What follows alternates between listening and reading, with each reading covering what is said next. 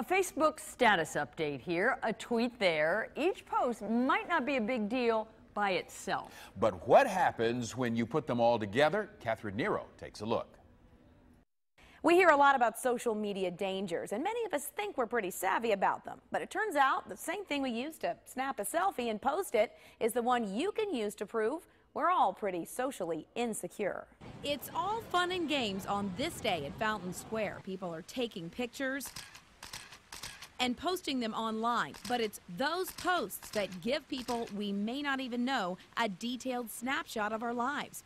I went out to see if I could find someone I'd never met based solely on their social media post. I brought along with me WCPO's Libby Cunningham, a social media expert, to show people how to keep their information private. We used only our phones, and finding someone took all of 15 minutes. Meet Tess.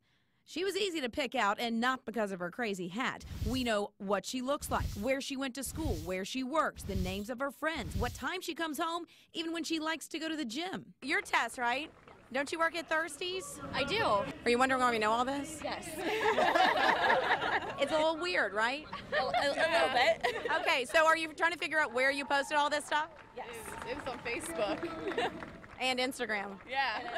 But this is no laughing matter. To us, this was an experiment. But to a predator, it could be an opportunity. People like Tess and her generation, they don't really see it as a risk. This local mom knows all about those risks. She didn't want us to use her name or show her face because her daughter is still having nightmares about what happened. Through a private Instagram account, a stranger was able to contact her. From the rest of the night on, 10 o'clock till the next morning, we received 35 plus FaceTime attempts.